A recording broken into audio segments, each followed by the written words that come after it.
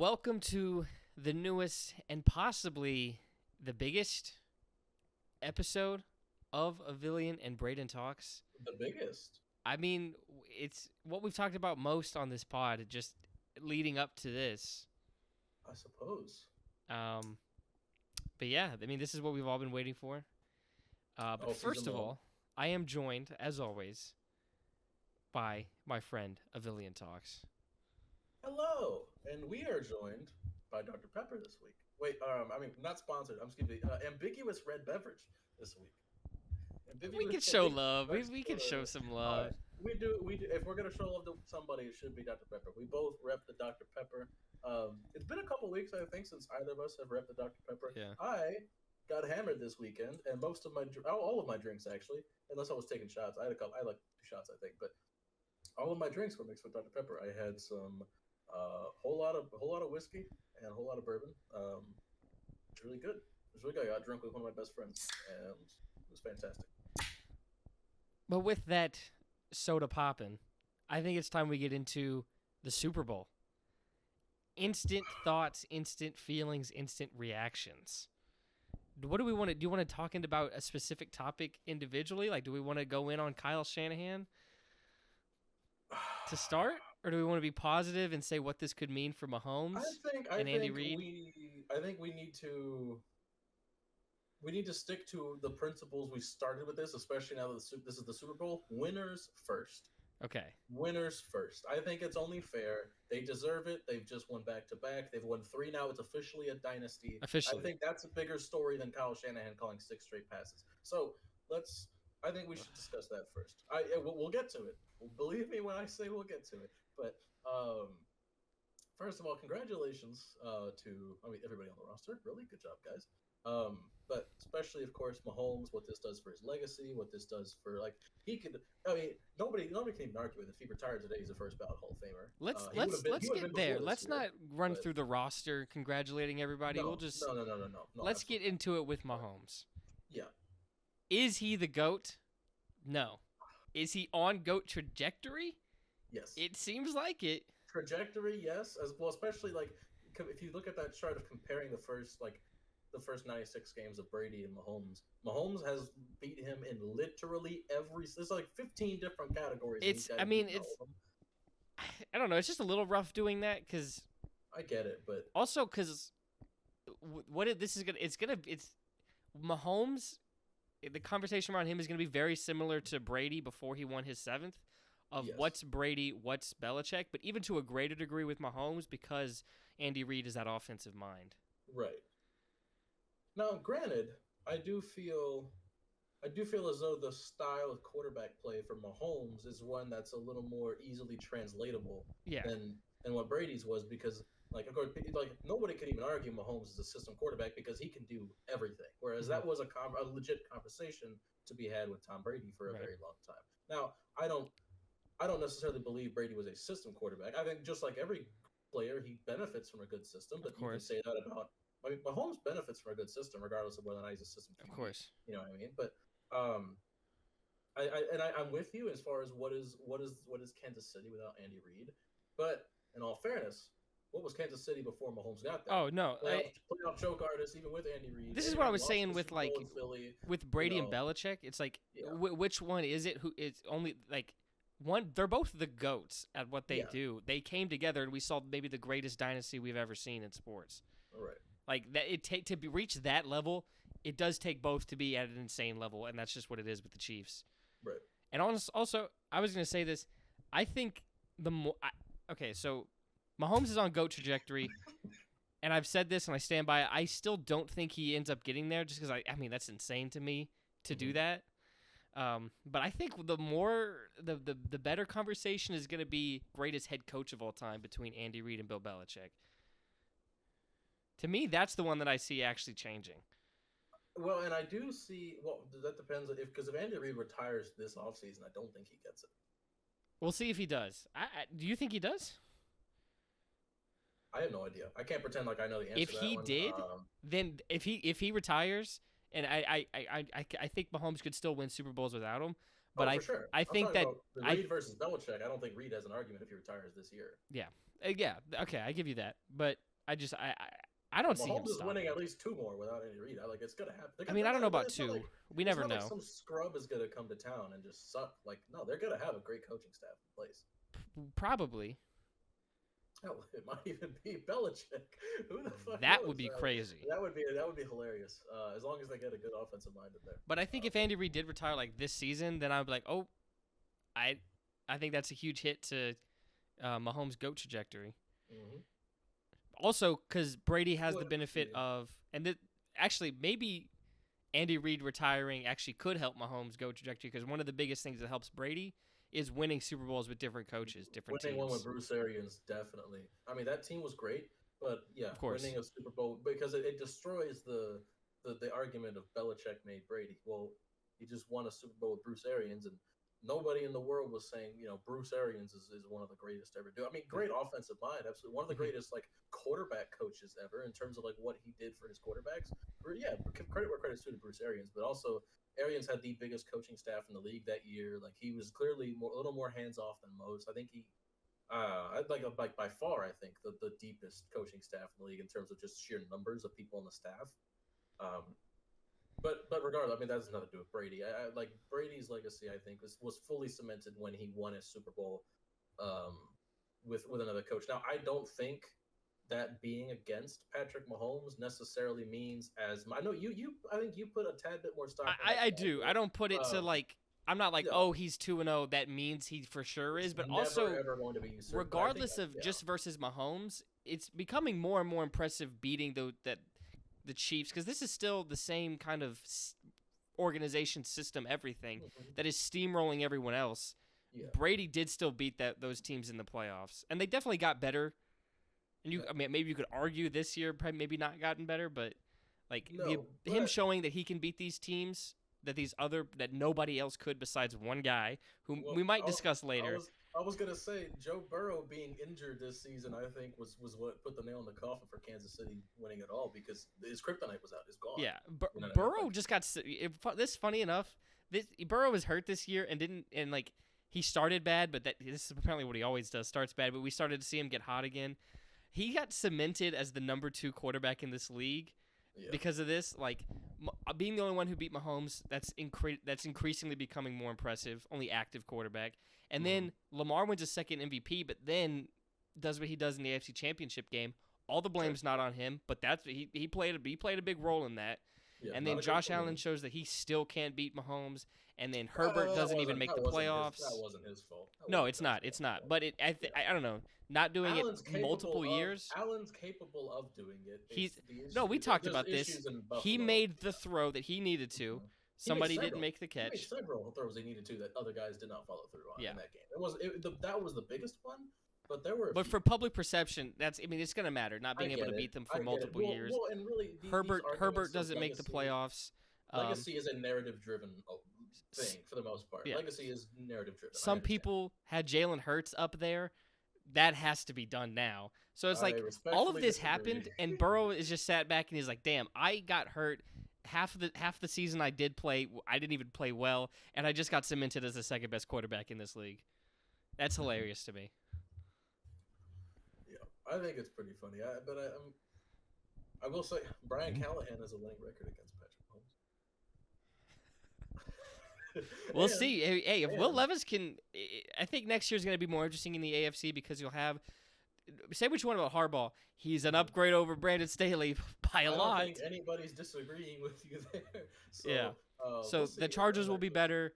Burrow hopefully my God, dude, be healthy a whole season for the love of God. You did it one time in your career. You went to the Super Bowl. Please, for the love of God, be healthy a whole year. I think Indianapolis with a full season of Anthony Richardson, that is going to be fun. Colts could be better. As a football guy, I'm excited to see that. As a Titans fan, I'm not excited to see that. Right. It's like how I almost was with Ben Johnson and Drake May in Washington, but now it's like you're not going to have to see that. So also with the second year of this Houston regime, like Bobby Slowick is back. Obviously, CJ Stroud's a superstar. You're gonna have Tank Dell hopefully healthy for the full year next year. Nico I will still buy a banner. Yes. It'll come whenever I have money.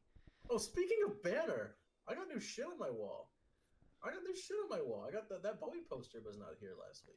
I mentioned a couple other posters I think that were already here at this time that I had already hung up that are not in view.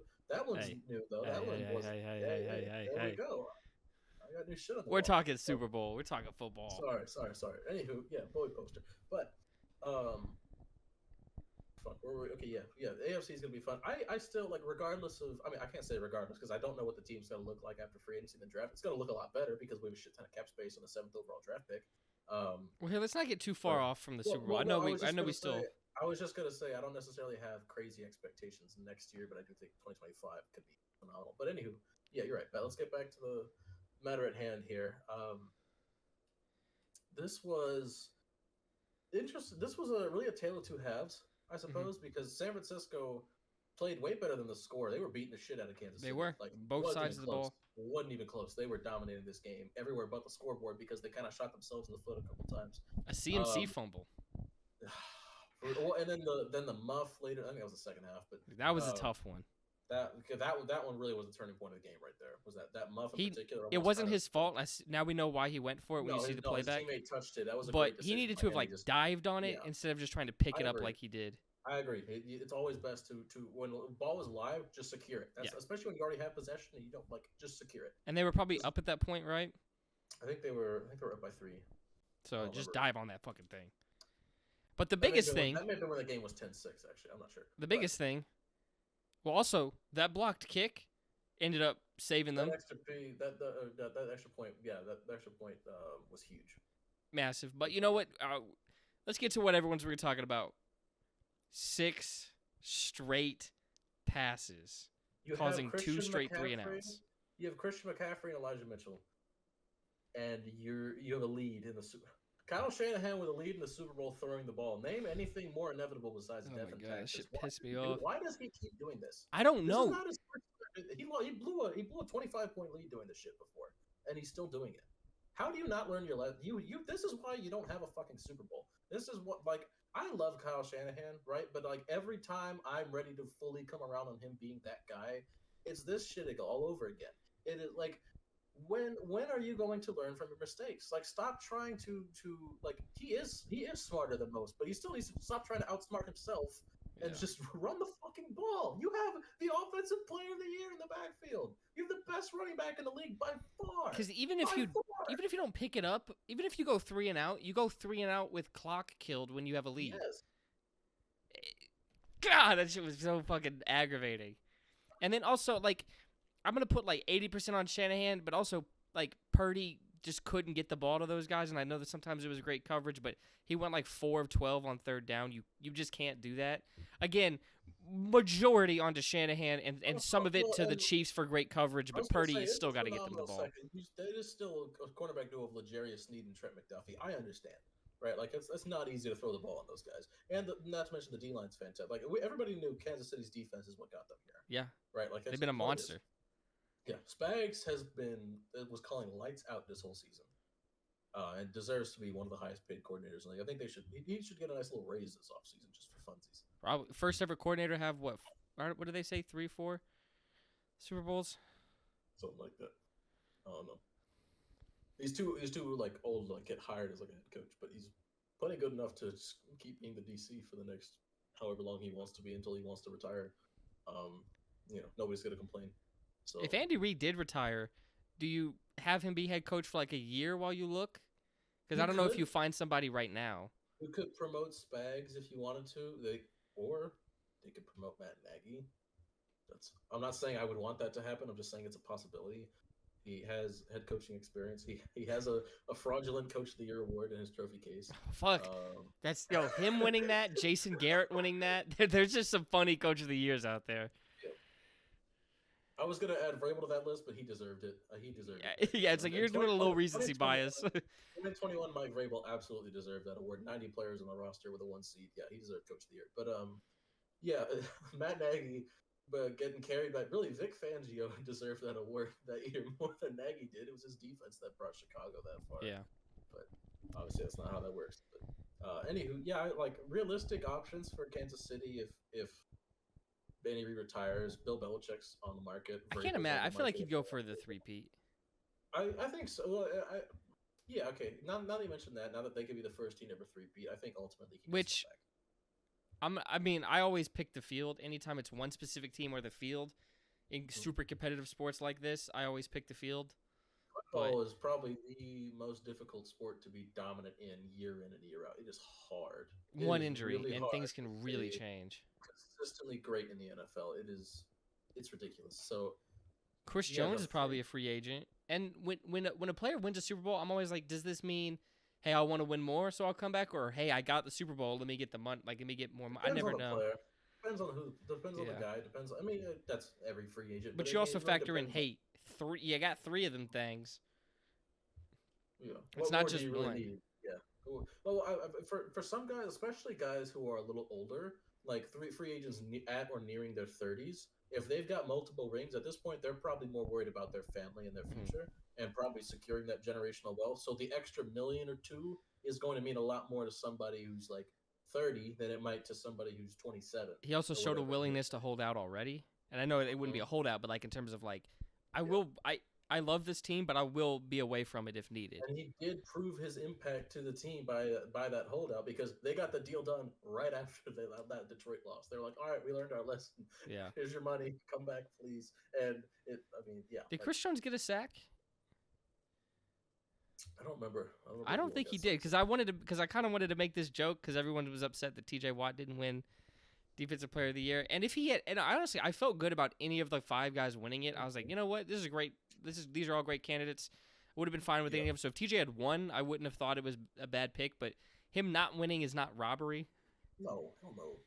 Because the argument of just only sacks matter is so dumb. Like I don't think Chris Jones had a sack, but watch the game. Yeah. That man had incredible impact. You even made a joke during the game. You're like, oh, he didn't get a sack on that play, so don't even count it. Yeah, it's not because he made Purdy like throw it away or throw it to the ground or do something, and it was like, well, hey, he didn't get a sack, so he didn't do anything, right, guys? Yeah, that's what those TJ Watt fans think. Micah Parsons rushed to the defense of Myles Garrett. He was like, y'all need to shut the fuck up. Watch the tape. Like, yeah.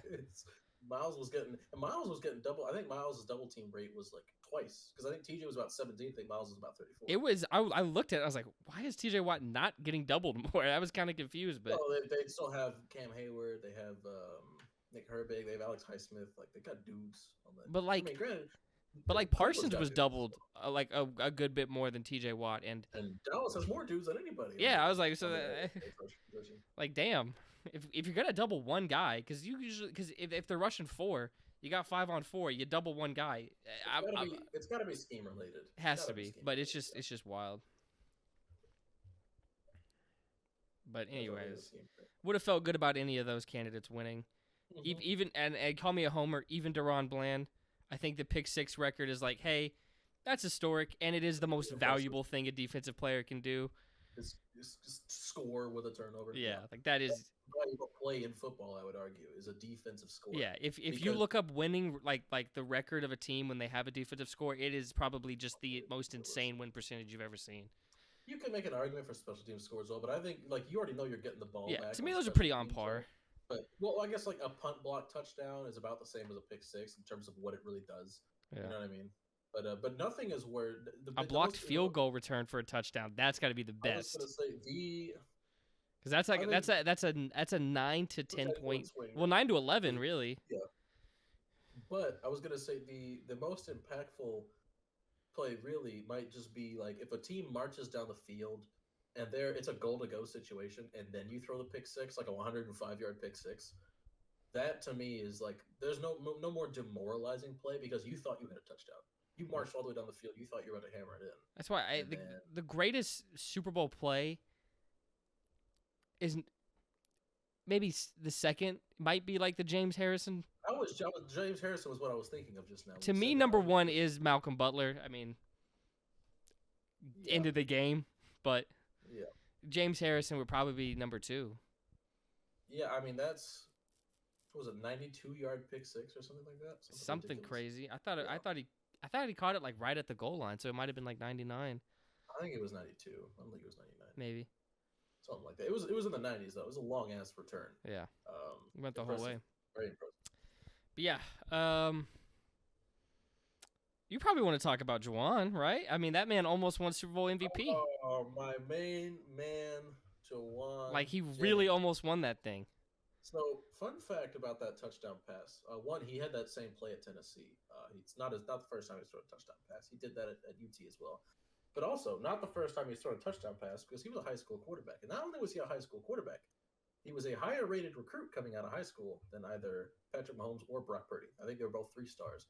Juwan Jennings was a 4-star quarterback in high school. Not only was he a 4-star, he was like the 5th overall quarterback of his class. He was like a near 5-star, I think.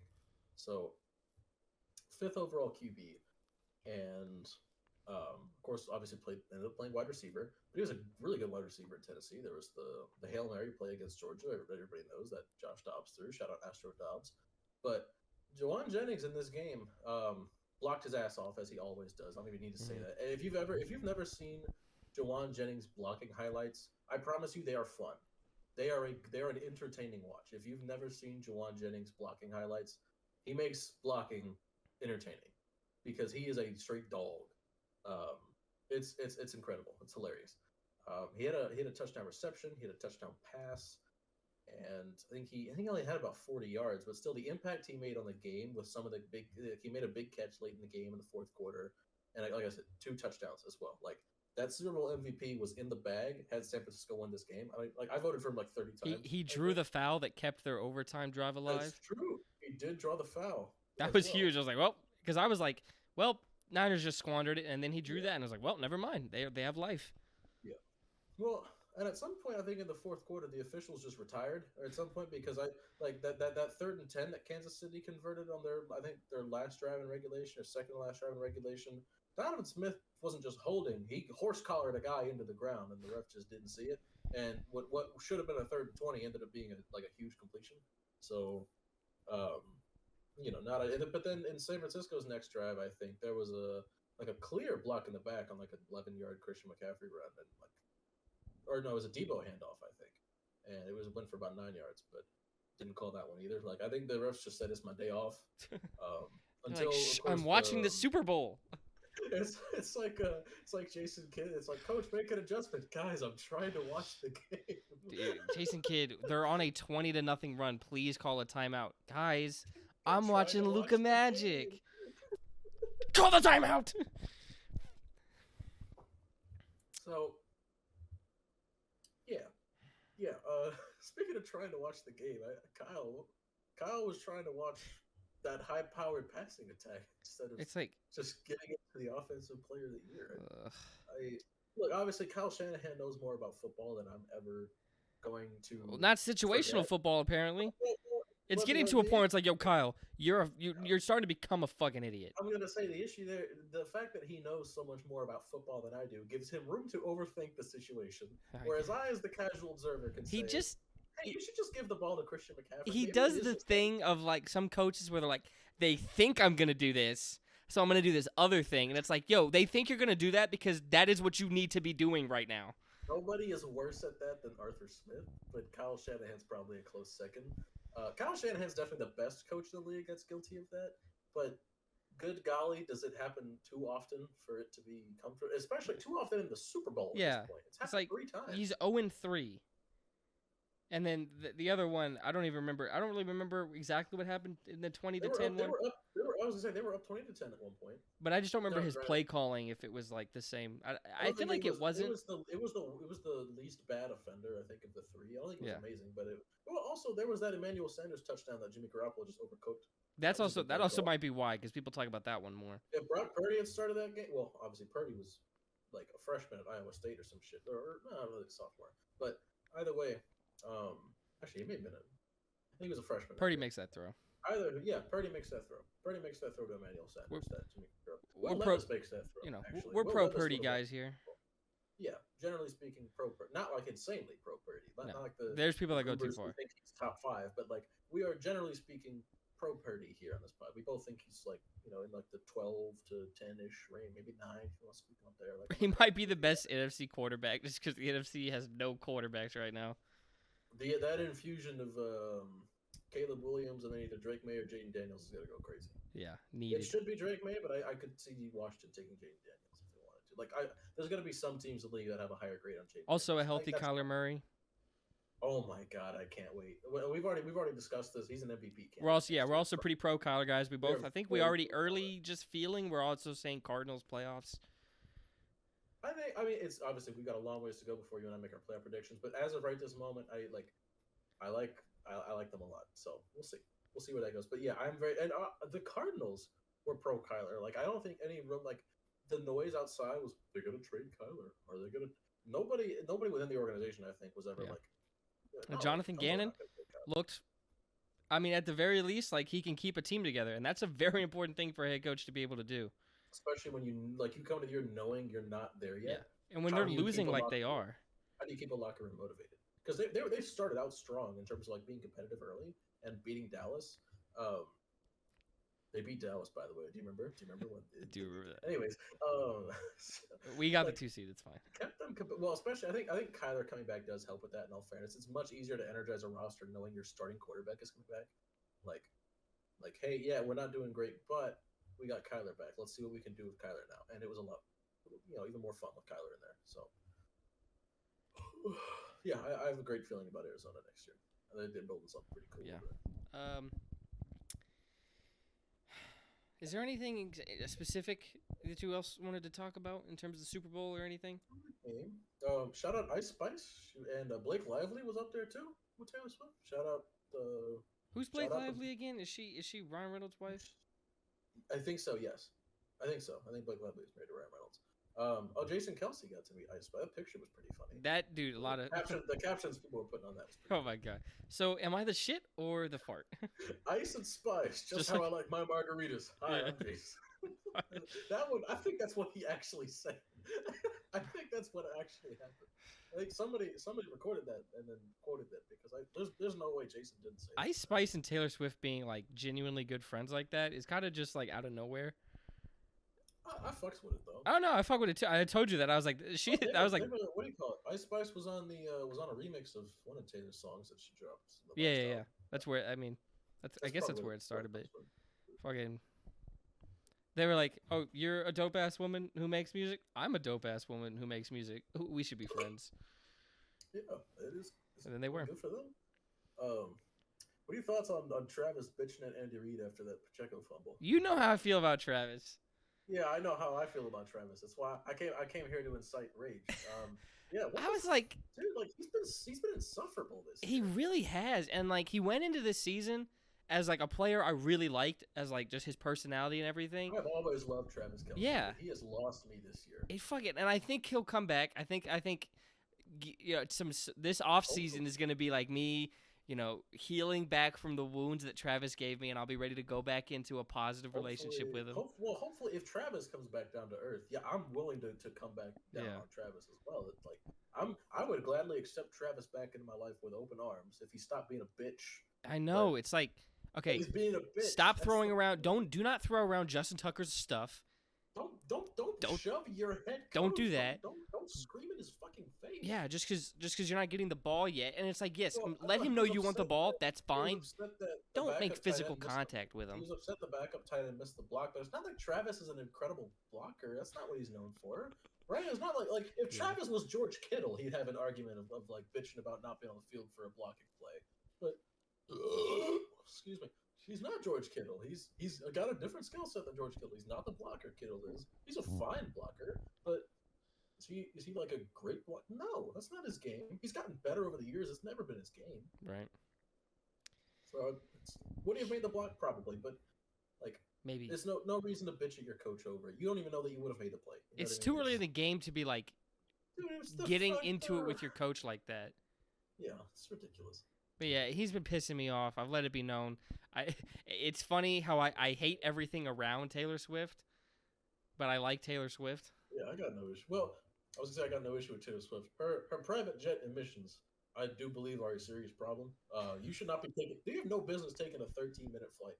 How the fuck is that even efficient? You have to drive to where your plane is at, right? You got to get in the plane. You got to make sure you. Private jet go. Takeoff. Yeah, you could have drove 45 minutes to get there, and you flew for 13 minutes. The prep work you had to do to get in the jet, just fucking drive. What? I mean, it's some of them are hilariously short, like half-hour flights. Like I said, 13 minutes is the shortest ever been recorded, but like there are some other, like a lot of them are less than an hour, and it's pretty fucking ridiculous. Yeah. The frequency at which she flies and of like super. And I like look, okay, the biggest emitter of CO2 emissions are obviously corporations, but it is important to remember that Taylor is a billionaire, so She's a corporation in herself. The Taylor Swift industrial complex is a real term that is starting to catch on because of shit like this. Like, and there are people that are defending her like fucking crazy. Well, I don't understand why she's like, and again, we're mostly pro Taylor on the pod as far as like the football stuff goes. Mm-hmm. Like, and even then, I've talked glowingly about some of her music that I really like. You know, yeah, I love her older stuff. I'm genuinely, or generally speaking, a pro Taylor individual overall, but that doesn't mean she's immune to criticism. You know what I mean? It's yeah. Especially when she's like, you know, threatening to sue the guy for using publicly available flight information. Like, I'm sorry you're being held accountable for your fucking actions. What is their number one argument? She buys what to offset it?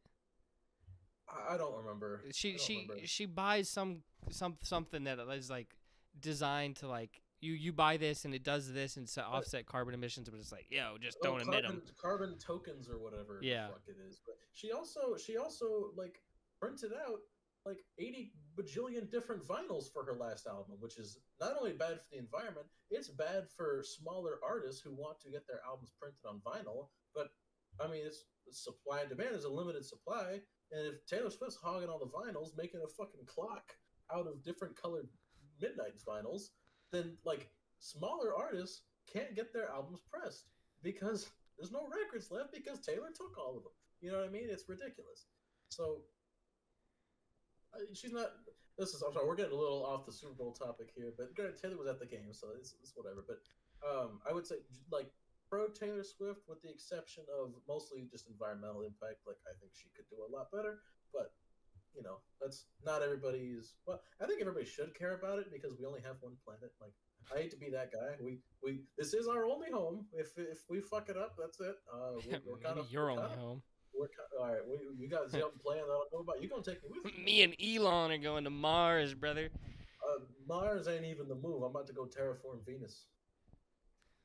Venus has an atmosphere. If you could successfully terraform Venus, it's much more sustainable to live on than Mars would be. I've heard that. But, don't care. Yeah. Mars has been. It would take longer, but it would be a more fruitful endeavor. I'm living in a dome. Living in a dome on Mars, little paradise dome. In the dome, getting dome. I getting dome in the Dougsdale Dome on Mars. Yes, sir. I'm in the Mars dome, getting domed by Dugdale Dome. Oh, fuck. Oh my god. Any other Super Bowl related topics here we no. to discuss? Right, I will just say this because I did want to say this overall just for the NFL. Okay. This has been the most disappointing NFL season I've ever watched. Reasons. Yeah. I got reasons. Yeah. Chiefs win. Boring. I'm a Cowboys fan. First of all, that always makes it disappointing because even when they're good, I can't enjoy it. The internet and all the media does not allow me to ever enjoy any success the Cowboys ever have. Mm-hmm. And then they get,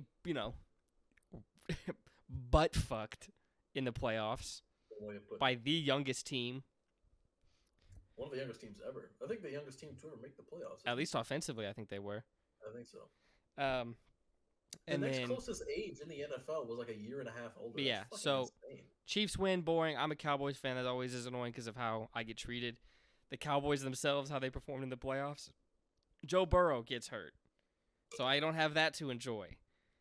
Lamar, I'm a huge Lamar fan. He wins MVP, cool.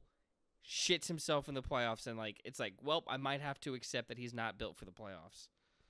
I won't go that far because he could change. I've seen guys get better in the playoffs as they've gotten older, but it's not looking good. What else? That might be the most. And then NFL fans were just annoying, like extra annoying this season because of the Taylor Swift stuff. This was a pretty big year for just people not shutting the fuck up. Yeah. So this was genuinely, and I mean this, the most disappointing NFL season I've ever consumed. And I don't know what next season's going to look like because I'm taking a year off from being a Cowboys fan, so I don't even know what it's going to look like next year. But I'll have a better time. I know I'll have a better time. I'm gonna add one thing to what you said. Yeah. One thing. The quarterback injuries. Oh my God! Just multitude how of many, them. How many teams had just completely lost the Jets from 4 plays in the season was fucking over. The injuries and then just the play. It affected the MVP race. And the quarterback play as well. This is, and I hate to say that because obviously I speak so glowingly of Lamar Jackson. I really hate to say this. This is now if you look at both of Lamar's MVP years, how stiff was the competition really? Not neither of them. Like the first one was unanimous. This year it was almost unanimous again. One guy was like, "I'll pick a Josh." One guy's, I have the bravery to do what no one else is going to do, and it was Josh Allen, which I'm okay. Like no CMC votes is crazy to me though. I'd be pissed off if I was a Ravens fan because he was 1 vote shy of being the only player with 2 unanimous MVPs. Because the only other player with 1 is I think Brady. In 2007, I think was unanimous, and I think Brady has 1. And Peyton wasn't when he had that fucking monster year.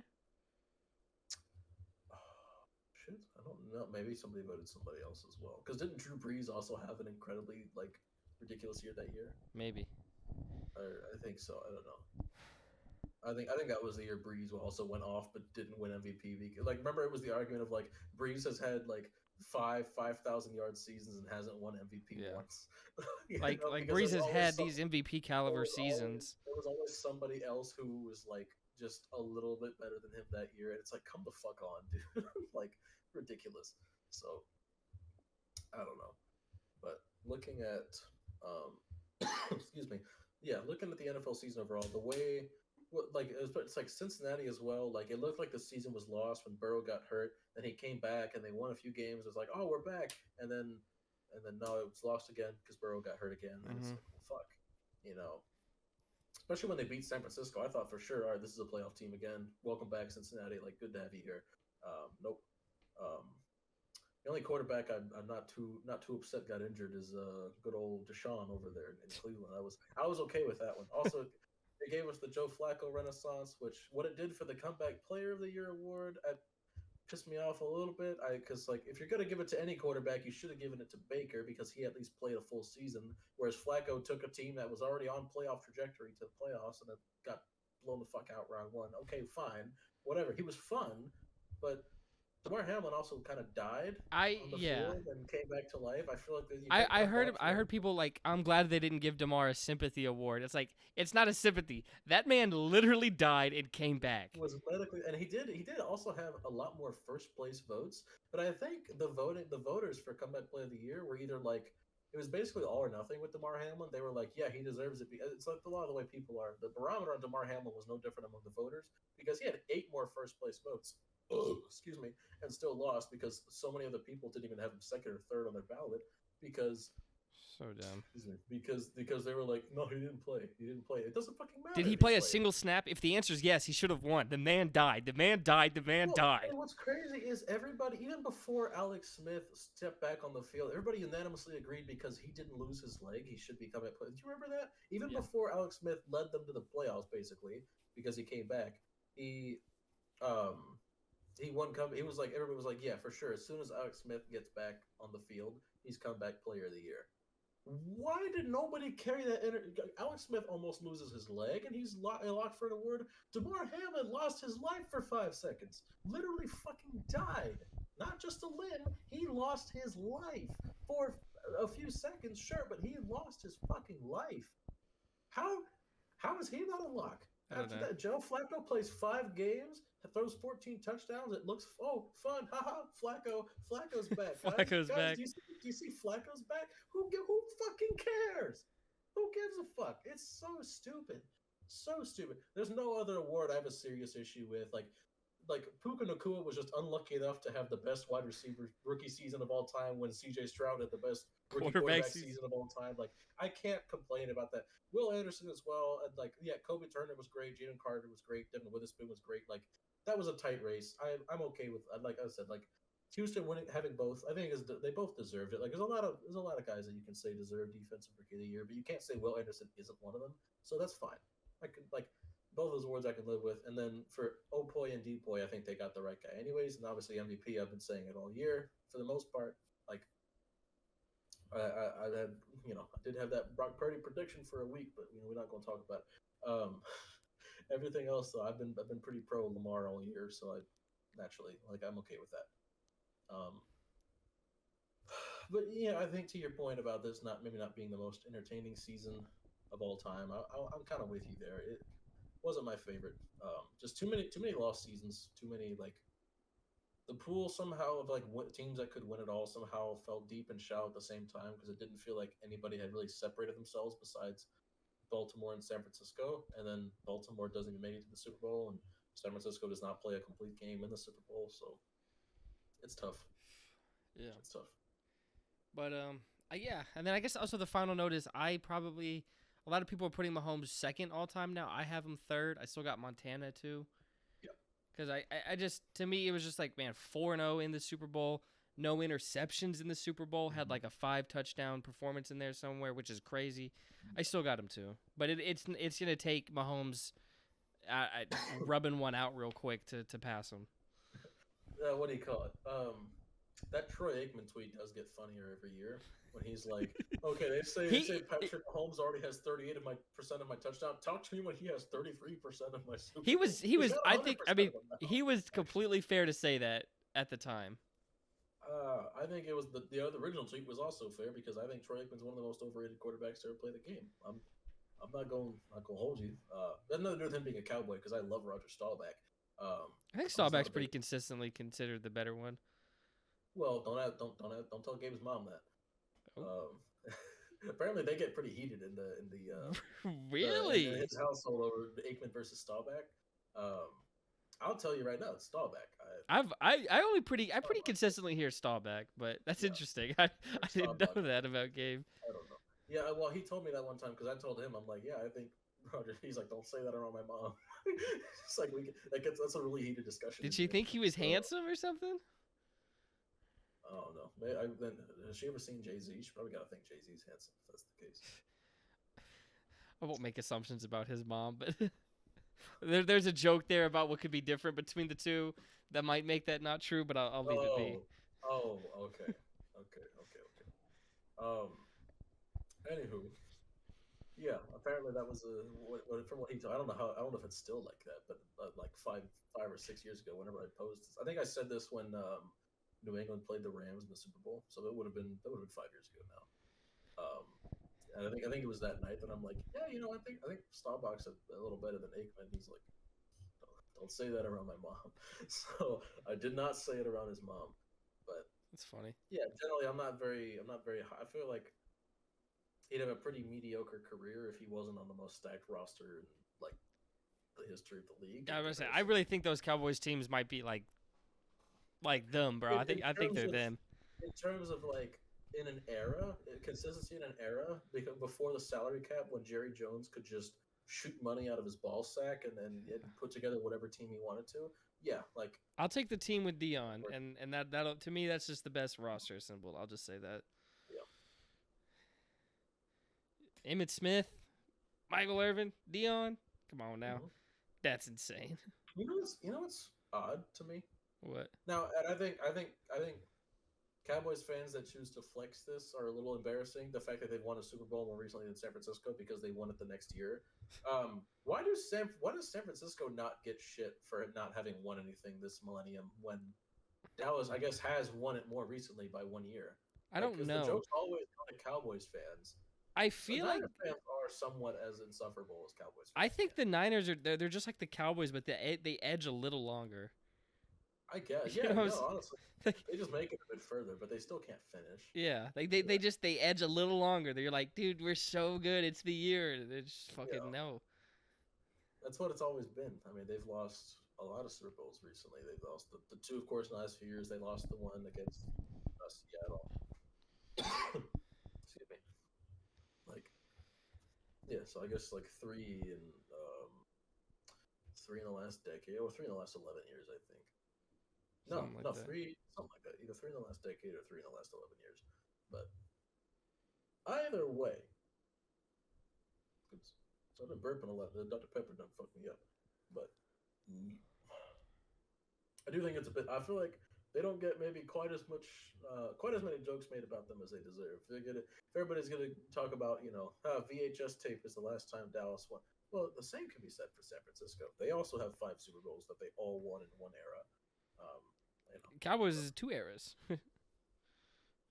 Well, I guess San Francisco was 2 eras as well. The Cowboys had Aikman and Staubach. The Niners had Steve Young. The Young the Montana to Young, that was like one transition. You could kind of lump that into one era. Fair enough. Two quarterbacks, but one era. That's fair. But I've said this before, like Cowboys get more heat for not winning a 6th Super Bowl than some teams for not winning one. Yeah, that's fair. Get off my dick, please. I don't think Houston gets enough heat for being the only team in the NFL to never make a conference championship game. Never even play in one. Yeah. Only team in the league to never win a divisional round game, and nobody talks about that. Because nobody, they haven't had the chance. Because nobody cares about the Texans. I think that's really what it just comes down to. They will now. They will now. I'm fairly confident DeMeco Ryans and C.J. Stroud will eventually take them to a conference championship. At the very least, they'll make it to one. Yeah. Anything more about the Super Bowl or anything like that? No, I don't think so. All right, I'm just gonna quickly mention my Dallas Mavericks real quick. Hell yeah. Trade deadline comes around, and I'm like, please make a move. Please make a move. And we make 2 moves. 2 pretty sizable moves. We trade for Daniel Gafford, and we trade for P.J. Washington. It's like, hey, what do the Mavs need? They need size, rebounding, and defense. What do we go out and get? Exactly those things. Size, rebounding, and defense. And people were like, hey, the Mavs probably might have given up too much. This might not be a good trade. And there's still a lot of season left, but one game in, it's looking pretty fucking good. And I know it's one game, but I like the trades when they happen, and then to just immediately like see it work. I know it's still only one game, you have a lot to see, but like one game, it's beautiful. It's like, oh, it feels pretty good. But that was, yeah. And apparently Luka was excited about P.J. Washington coming to town. You make Luka happy, you're going to make me happy. As long as you generally speaking, if you keep your superstar happy, your fans are good. We make that trade, and then we immediately break the franchise record for points in the first quarter. We had a 47-point first quarter with those guys. It's a lot of points. So, we'll see how the new look Mavs progress throughout the season, but you can't help but be excited for it. They then play the Wizards and the Spurs, and then it's All-Star break. So and there's no such thing as giving up too much if you win a ring from it. Yeah. You know what I mean? Which honestly, I swear to God, it actually looks like we have a capable team of it. I won't say we will. The West is fucking stacked. I could see us losing in the first round and wanting to just run the team back and not do anything because that's how crazy this West is. But I do think we start to rise up the standings though, and if we do, Luka really fucking deserves MVP this year. Absolutely. He's averaging like 35 a game or some shit. Very close to it, yeah. He's probably gonna win the scoring title now with Embiid's injury, so he'll win the scoring title. He's gonna be top 3 in assist.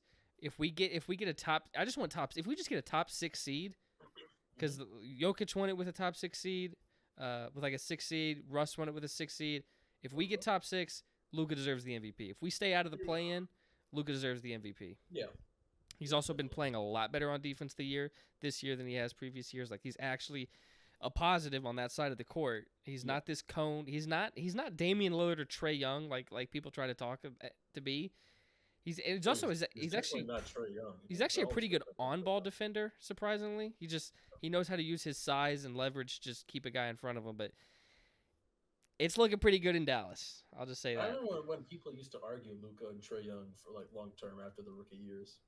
Yeah. There was never a and then they both had made a conference finals, and it was like, hey, pretty even trade. They're both equal playoff performers, and I was like, what the fuck are you talking? First of all, Trae was injured to close out the series that made them go to the conference finals. Yeah. That team just had a great year. That was a really good team that year.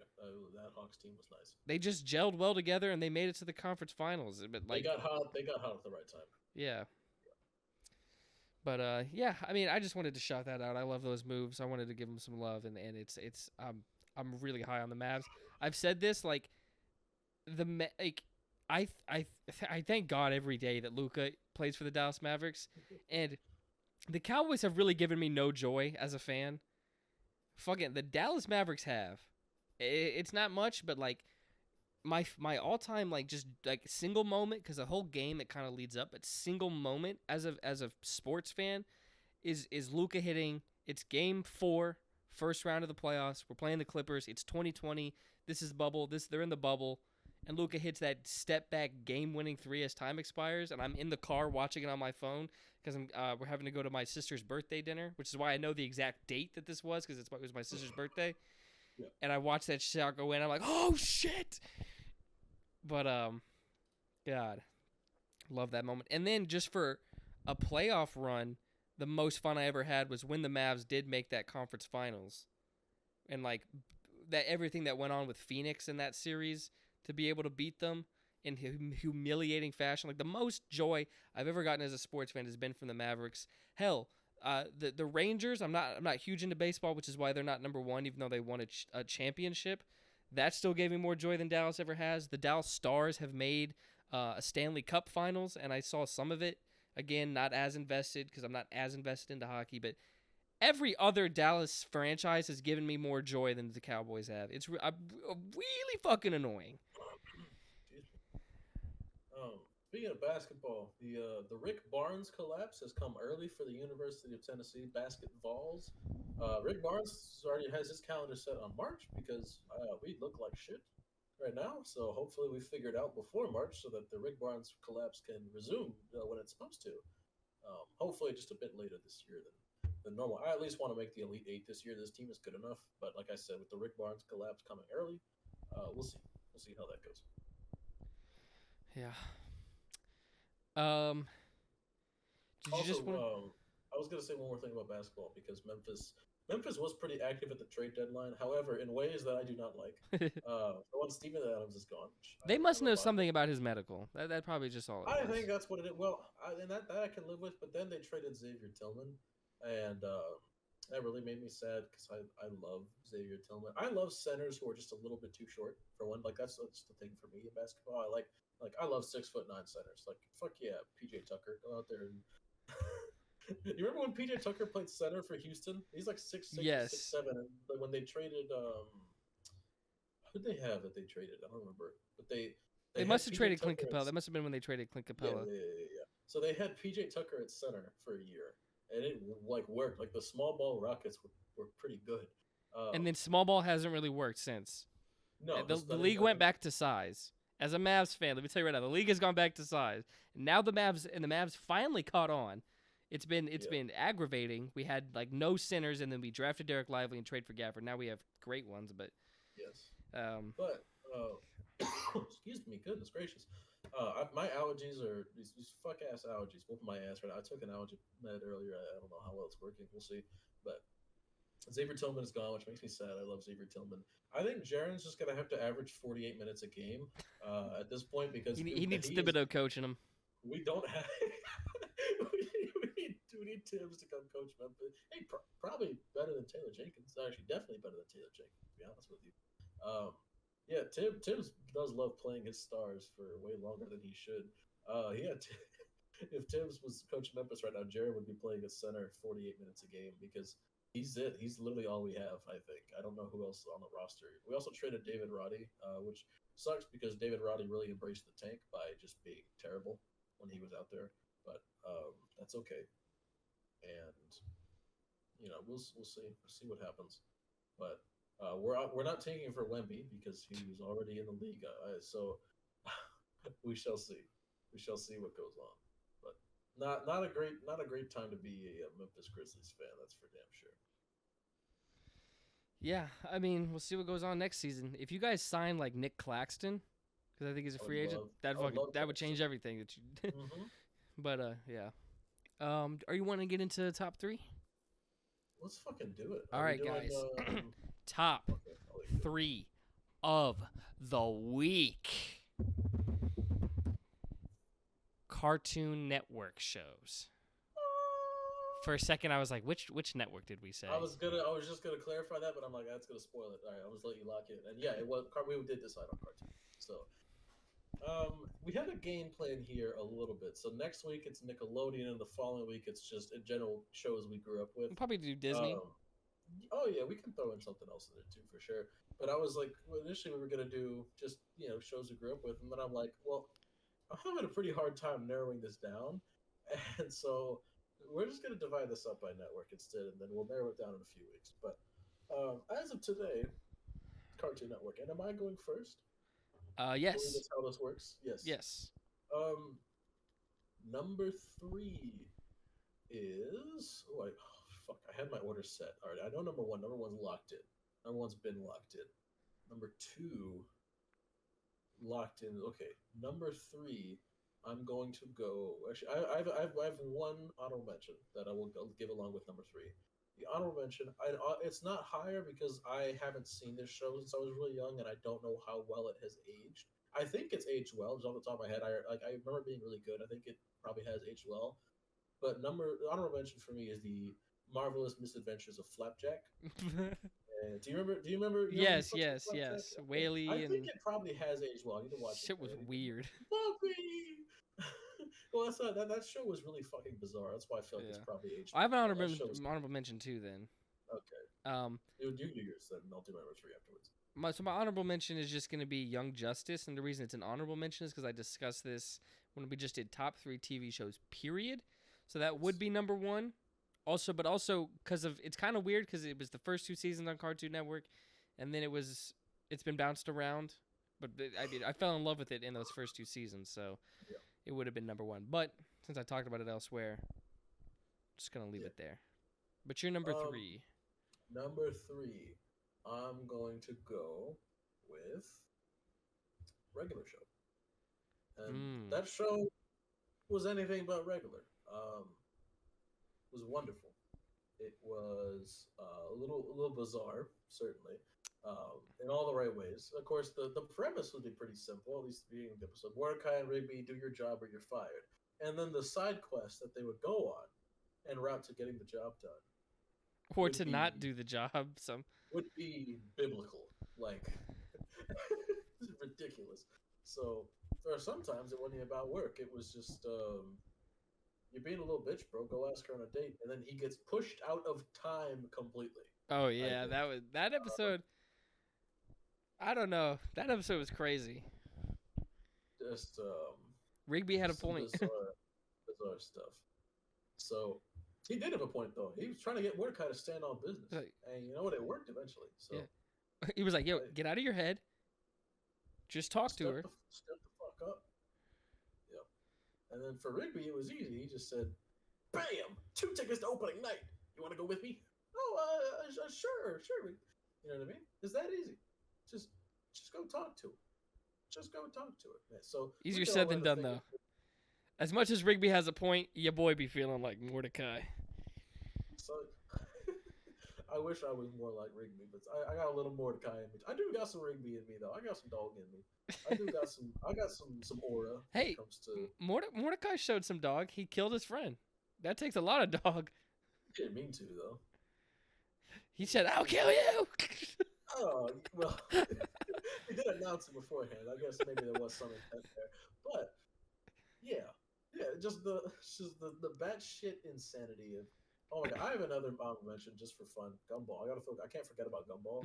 So like, oh god, and I'm gonna feel bad if I don't mention it at all. Like even with among the networks, there's too many bangers. So, Amazing World of Gumball for me as well. It's got to be in there. Another just that whole era of Cartoon Network, and I'll get to one more. That's what the mask is. I think you're.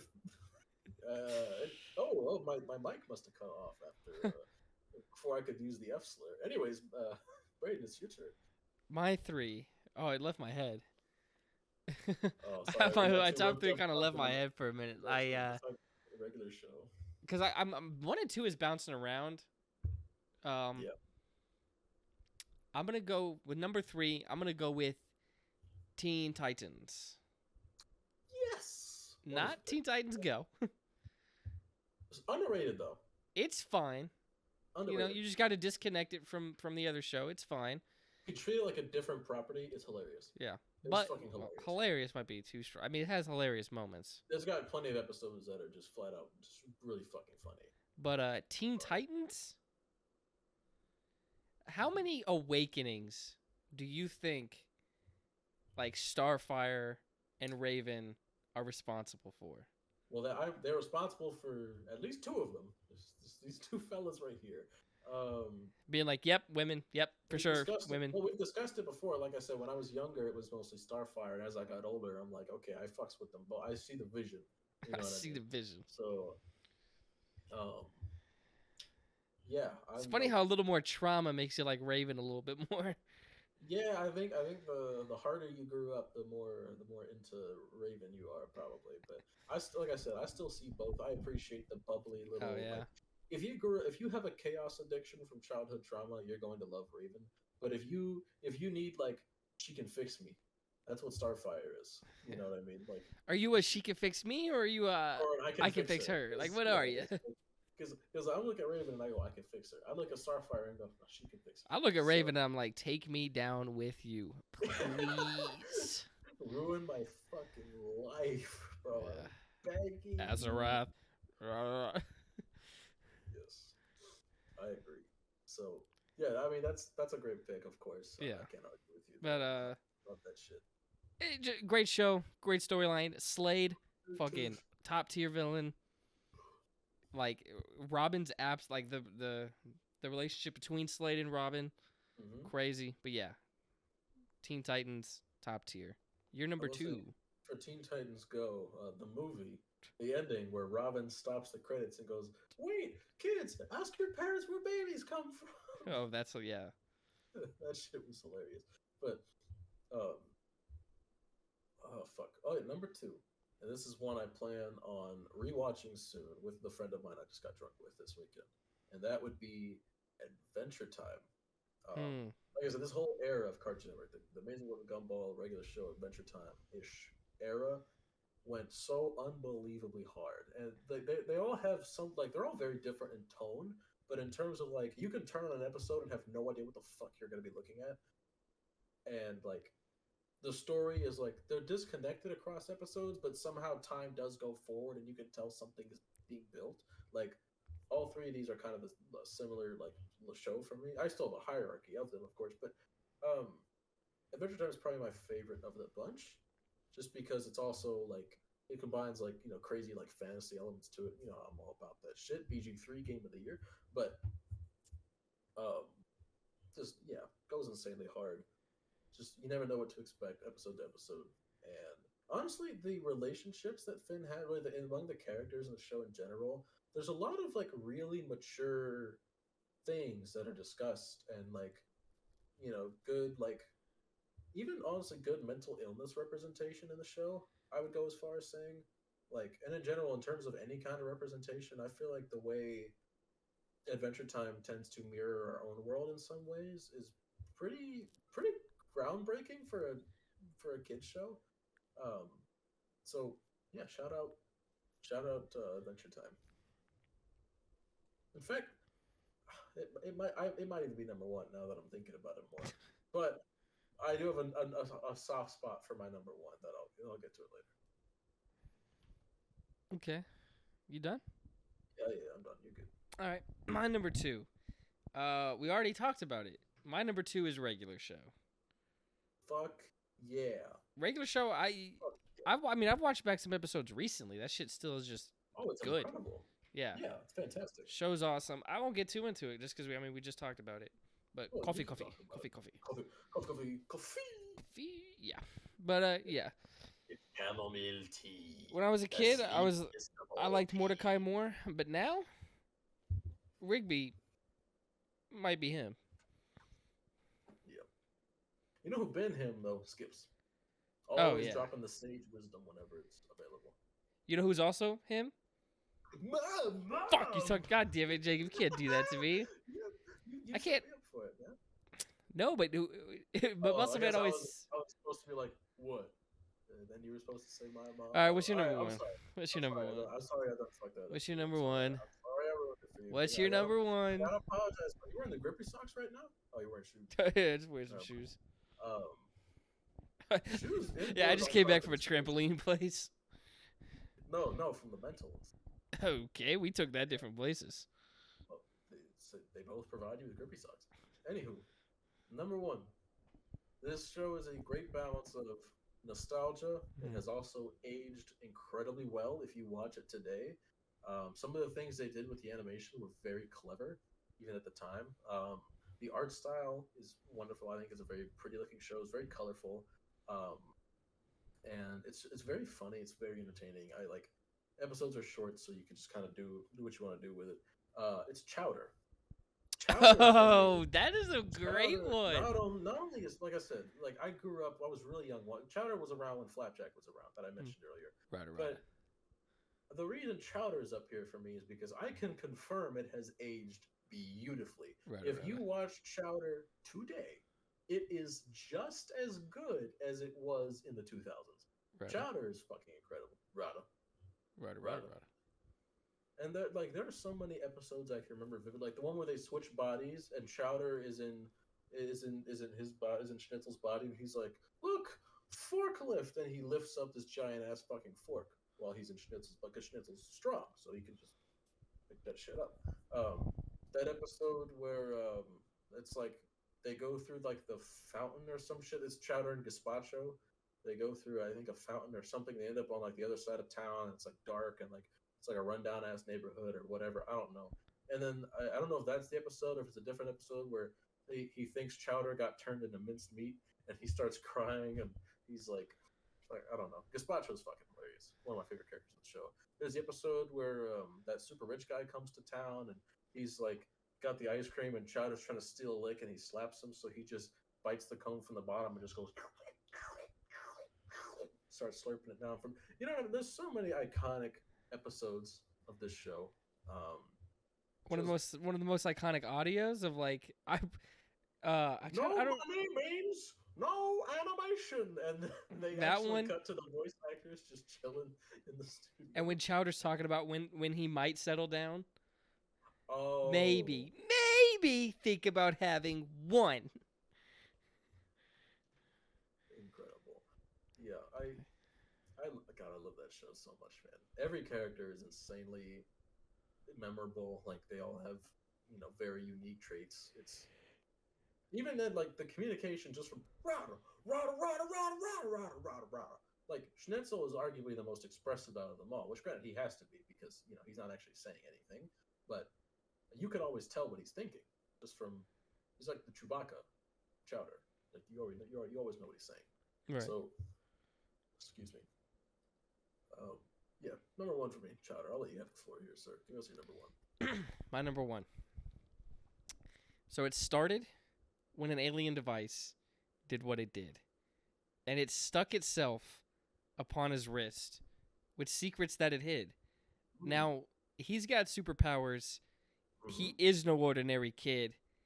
It's Ben 10. I'm going Ben 10 at number one, and I'm just going to combine all of Ben 10 together here. Maybe it's cheating, but I'm going Ben 10 holistically. Crazy, honestly, really good world building with some of the aliens that they have, and then also as they expand and actually explore the actual different worlds and some of the stuff that's out there. I got to go Ben 10 number one, and it's recency bias, maybe because I'm rewatching it right now. Yeah, but it's fucking really good. My favorite era of Ben 10, I think it was like he was just a little bit older than he was in the original show, and I think it's the one that was like airing mostly in the early 2010s, and it's the one where he would like collect them as he went. It's the one that had NRG in it and like those guys, where like he would gain new aliens as he would. Well, did they do it every time, or did they? He would gain some new aliens in every version. Did he like I don't remember how he did it. Well, he would scan them with the watch. Yeah, that's what it was. But either way, I want to say you're talking about Omniverse, but yes, it is Omniverse because that's the one that has Kevin in it. He's like, Gwen, you got to treat a car like you treat a woman. Oh, that's Alien Force or Ultimate Alien, but that's the same animation. That's that one. Okay, go on. No, I sense I've made a mistake of some kind. Yeah, dude, when making Kevin E11 like an ally of Ben was so great in Alien Force. I loved that idea and what they did with it. And then his relationship with Gwen. Yep. Benjamin. But then Omniverse did kind of butcher Gwen's design. Because she was no longer hot. 10. Not the okay. No one cares about Alien Force is the one that people care about. Okay. She's 15. Yeah. Not helping your case, man. Well, it's a little bit better. Yeah, a little better than 10, I guess. But anywho, yeah, that's a great pick. Phenomenal pick for number 1. Yeah. Love me some Ben 10. That's the top 3 of the week, guys. I gotta rewatch Ben 10 as well. It's great. The alien designs are just so good. Another show I want to rewatch in terms of like alien and sci-fi is Farscape. Yeah. That's got like I've said this before I think on the podcast, but that has the most alien feeling aliens of anything I've ever watched. The bitches is alien. Bitches is alien. Yeah.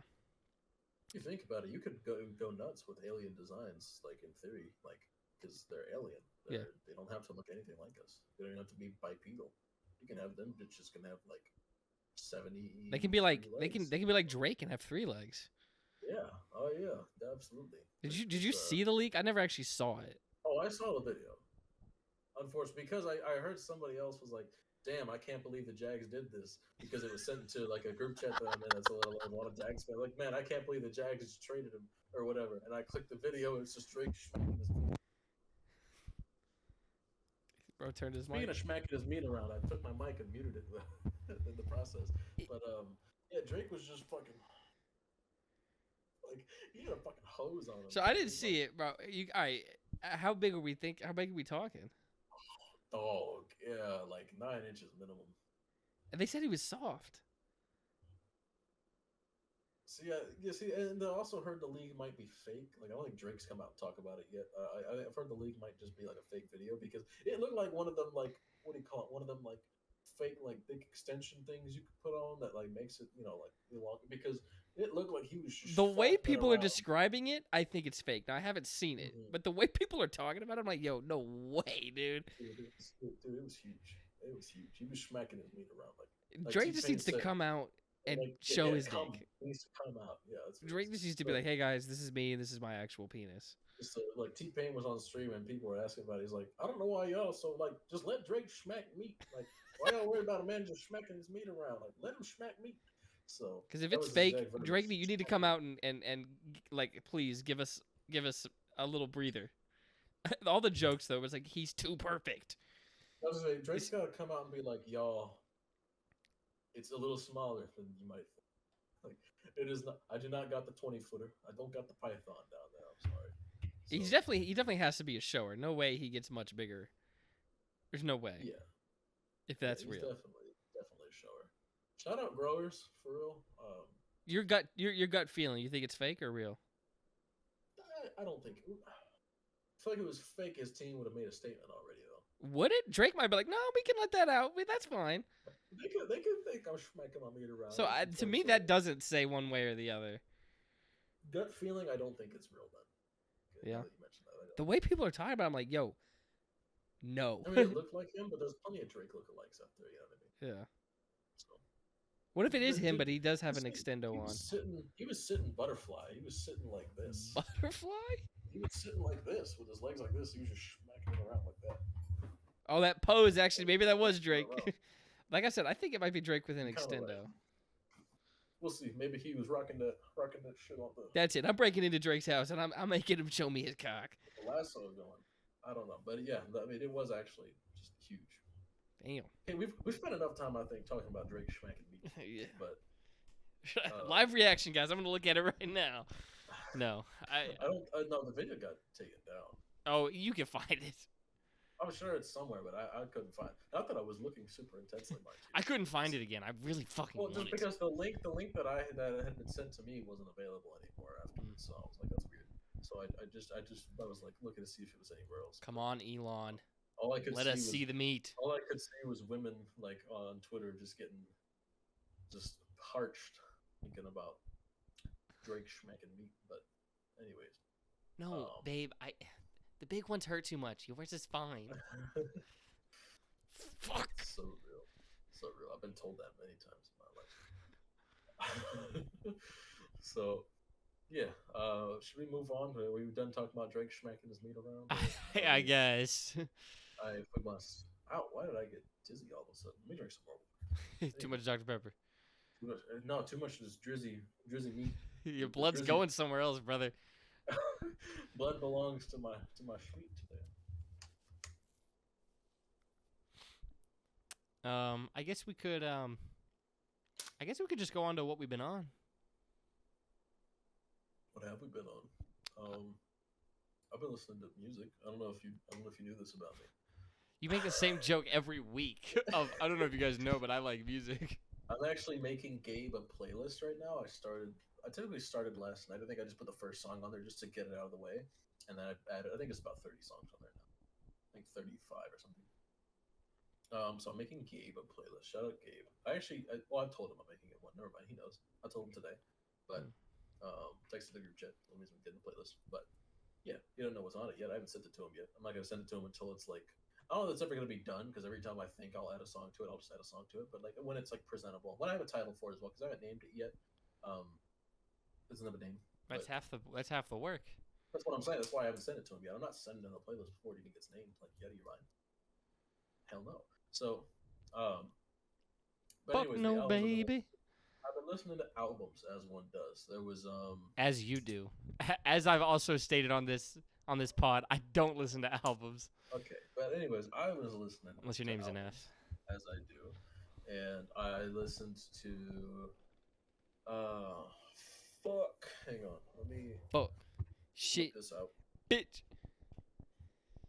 Yeah. Let me see. Jacob's actually only been listening to Sheck West this past week. Mo Bamba has been on repeat in Jacob's headset. Hold on. Yeah. It's actually just been Mo Bamba 248 times. But only the beginning part. It's only Sheck West in his ear just going fuck, shit, bitch on loop for like an hour. Yeah. Sorry. Let me look at. That's the secret to this podcast, guys. That's how he gets through it. All right. So I was listening to. He actually has two monitors on right now. One monitor is this pod, and then the other is the Drake League. Actually, okay, so he's been watching the Drake League this entire time. So I listened to Food by MF Doom I listened to it twice actually. It's my first time listening to that album. I do love MF Doom. I've been trying to get into him more. Your favorite rapper's favorite rapper? Yes, that's true. When I hear that phrase, your favorite something, I always just think of MF Doom. It is definitely MF. Like I'm being serious, yeah. No, it is MF Doom. For very influential. Mm-hmm. I listened to the new Chelsea Wolfe album. It's called She Reaches Out to, She Reaches Out to She. She Reaches Out to, She Reaches Out to She. I think there's a little schizo posting there in the title. And if you heard the album, I guess it kind of makes sense. This is a lot. It's a trip hop album. It definitely feels very Portishead inspired. In fact, once I got about halfway through, I was just kind of wishing I was listening to Portishead, which is not to say that this album is fantastic. I mean, Dummy by Portishead is like one of the greatest albums ever. So this album is still really good. It's just like it wears its influences on its sleeve just a bit too much, to the point where I'm like, you know. But anywho, still good album perhaps. So. I can't complain. All the music I've been listening to recently is just a New Yorker yelling into a microphone. that's MF Doom. A lot of drill. I'm just saying, like specifically drill. What Now by Brittany Howard. This album was heaven. I loved this album. What Now by Brittany. I gotta listen to it again. It's fantastic. And then I listened to Phaser by Helado Negro, and this was really good too. I did not. No, don't look at me like that. I didn't say anything. You gave me a look. That word, I can say that word. Be careful. In this, it's the context, guys. It's part of a song. I can say it now. You can definitely sing it, right? And then Quadeca. I've been talking about Quadeca on here a little bit. Quadeca releases all of the songs from Scrapyard on the 16th. So we are 4 days. Well, at the time of recording, we're 4 days away. This episode comes out on the 14th. So when this episode comes out, we'll be 2 days away. Hey, if you're lonely, be listening to this pod. If you're lonely and you're listening to this pod right now, I love you. I love you. I'm definitely going to be streaming that day. This is a Valentine's Day pod. Fuck. Well, yeah, neither of us have. Brayden's my Valentine this year, and I'm his. And you guys. We didn't discuss this. You're also my Valentine if you're watching. You don't have a choice. Even if you already have a Valentine, if you're watching this video, you're my Valentine. You don't have a choice. I was just gonna give Dirk some chocolate for Valentine's. I gotta get Bowie some something. I don't know. But anyways, the 15th. I have a date on the 15th actually, but or not the Clever. 15th. I have a date on the 16th. I beg your pardon. I have a date on the 16th, and that's also when Quadeca releases Oh wait, the new album. I might have a date on the what date? What day is Friday. Thursday? 15th. I Thursday's got the one on the 15th, 15th. Oh, well, we got back to back dates here. We man. said, hey, Well, not Wednesday, because there's a little too much weight on that one. But hey, we can go. Yeah, We can but do other day of the week. you've got one the next day, and I got one the following day. So I've got, yeah, my 16th is stacked. I've got the new Quadeca album, and then I've got a date. And I'm sure there'll be more music that I'm listening to that day anyway. But and then Saturday I'm hanging out with a friend of mine, and then Sunday is my friend's birthday party. So Just thought of a really dumb Nice. joke. big weekend planned. Oh my god! I didn't even ask you how you were doing when we started the podcast. How are you? Because we were going straight to Super Bowl. I figured we should get straight to it. We did just start raw dogging it. How are you? Good. How are you? Doing all right. Good. Oh, I did get a job offer to work on Lackland for like a legit like big boy job. So that's exciting. It'll be double what I make an hour right now, all like more than double what I make an hour right now with actual like 40-hour work Benefits weeks. and stuff. Yeah. So Fuck yeah. Okay. Okay, I see you. very That's excited. Huge. That's fucking Can't wait to huge. get started. I'm Start making excited some for fucking you. money. And honestly, excited on you. that money, new camera, I was and gonna say, lighting that's is on the getting top of my mind. That's getting reinvested into you. It really will be. Like obviously, The I'll be brand, saving. I'll be yeah. saving a lot of it, but to move out and get a house, Yeah. that's the plan. That's always been the plan. That's why I still live with my parents. But, it'll be honestly, it'll be new everything, and then just being able to buy because I have video ideas, but it's like I have to buy something, and it's like I could buy it, but then like I have no other money. It's not even expensive stuff because I still have to pay for like insurance, phone. Got Dirk's vet bill I'm paying off right now, but teaser. I don't know if you. I forgot what it was called, but it was like like a slushy cup that like because I follow like a nostalgia Instagram page and it showed like this old ad from like when we were kids. Like we would see when we were kids, and it was like a slushy cup that you would do, and it showed. I'm gonna buy it because you can still buy it. I'm gonna buy it and like make what the ads show you make, and see if it's actually good. Like one of the things it says like put yogurt in there, and I'm like, all right, I'll try that. But anyways, long tangent. Job on the horizon with like legit money Equals content as well. which is gonna equal content, and eventually will equal a house, which will eventually equal Content. that, but like a room dedicated to content. That's true. Because I'll have my bedroom and then Spare room I don't. I'm not for- gonna, I never.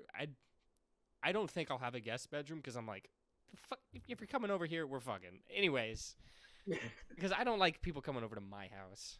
I always am like, let's either go to your house or go somewhere else.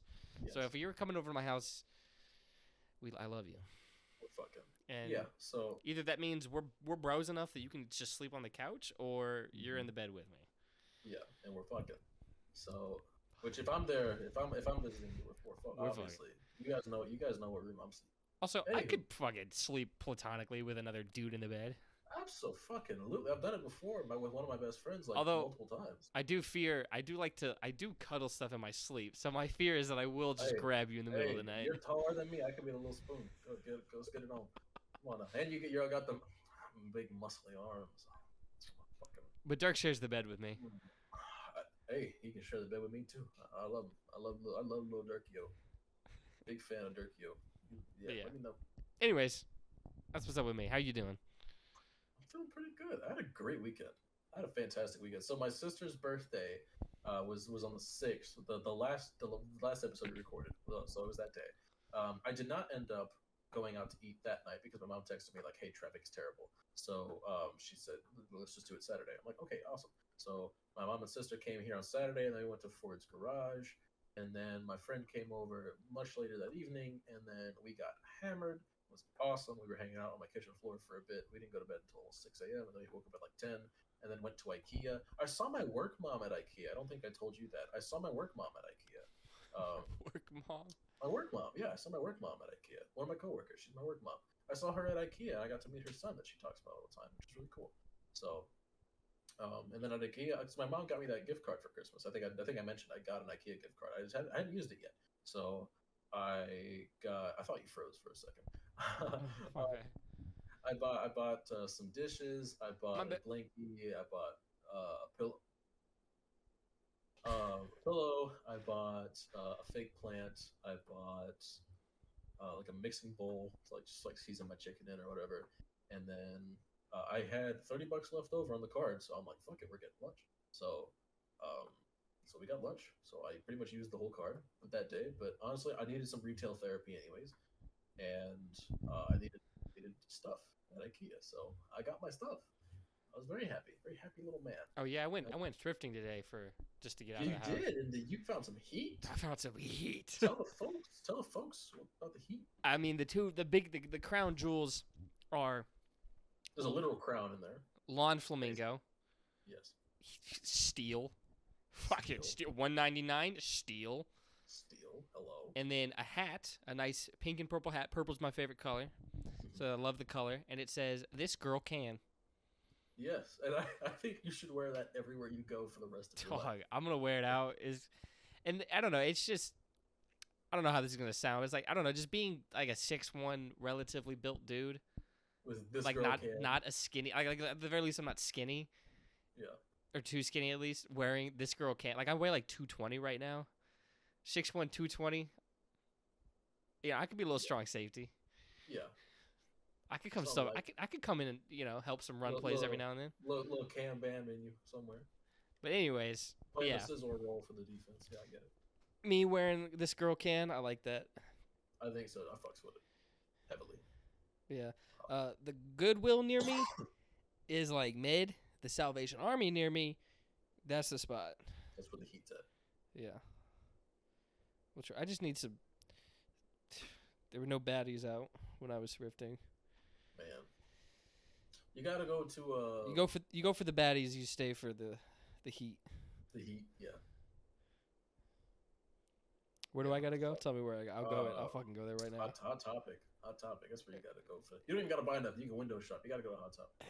Well, maybe not for your women. Gabe needs to go to Hot Topic. Actually, yeah, for your women too. Fuck all. Yeah, no, they could definitely definitely could be found there. Maybe back in fucking middle school. Yeah. No. Well, okay. Spencer's. Forget. Spencer's. Okay. Yeah, they're in Spencer's now. They've graduated. They're all going to Spencer's. So, just go to Spencer's. Yeah. But yeah, that's what's been up. Let's do it. Yeah, it sounds like fun. I don't know when we're gonna play Pokemon again. That's a good question. Because I close again all this week. We'll figure it out in time. That's okay. We're adults. Shit happens. I mean, do you want to play Sunday? Do we want to do that, or are you busy this Sunday? I don't think I can. My friend's birthday party is Sunday, and I have Monday off because it's President's Day, so I'm pretty sure I'm getting hammered and spending the night at his house for his birthday. So, more than likely, I don't think I'll be available Sunday. All right. Well, we'll find something. We'll find something. Yeah, not worried about it. But yeah. We still have to fight Koga, right? We sure do. When we end this recording, I'm gonna go work out, and then when I come back, when I finish, I'll probably grind. I'm probably gonna be grinding off stream. Let's do it. 'Cause fuck, what the fuck?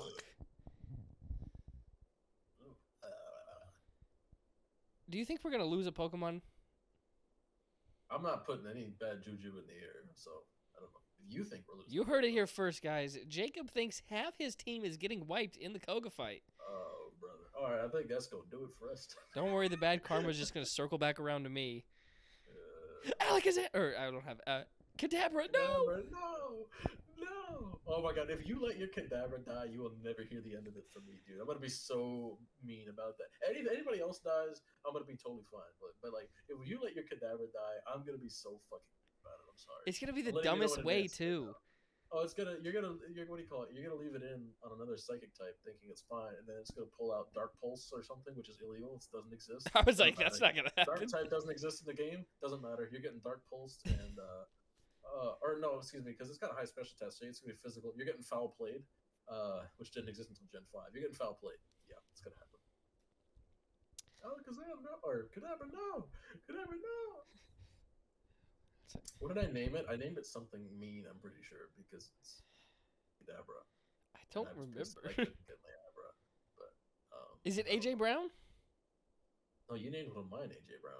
Oh no, I named one of yours AJ Brown. Yeah. Oh yeah, because it was a snake ass bitch. That's why I named it AJ Brown. I think your Kadabra is AJ Brown. I think it is AJ Brown. I think so too. Just hey, as long as my starter doesn't die, that's all I ever care about. Well, even then, you got that Magikarp in the PC. Yeah. So you could have a heat water type. I might even have a Goldeen in there. I think you do. I think I killed Michael. Yeah. Yeah. You know what I need to start doing? I need to go ahead and start like watching back some of our streams and start writing out the script because I'm gonna make a video about the Nuzlocke. So I need to start just scripting it up right now so it's not as big a project once we finish. Yeah, fair enough. Plus, because I can skip around, I can be like, I know we grind for an hour here. I know that nothing happens. Mm-hmm. So, but yeah, that'll be a fun video. I think so. I'm with you. Yeah. But yeah, you've been on, by the way. Did you tell me what you were on? I know I said what I was on. I don't know if you. Well, I kind of alluded to it earlier. I've been watching Ben 10. Okay. I'm gonna start from beginning to end, till Omniverse. Still playing Power World every now and then. Mm-hmm. Enjoying it. I need to get back on it. Sure. What else have I really been on? I had to watch some more Power Ranger episodes for the big Power Ranger video I'm working on. Yeah. Yeah. I mean, been watching basketball. I mean, I've been watching basketball pretty consistently this whole season. And now it's time to watch even more. Yeah. Now it's like now everyone else is gonna be joining in. Mm-hmm. But yeah, I've been watching Mavs this whole season, and started hot, kind of went meh, and I think they've won 4 straight now, so watch out. It is definitely officially now basketball season, for sure. So this will be fun. March Madness coming up. Mm-hmm. We should make brackets on the pod.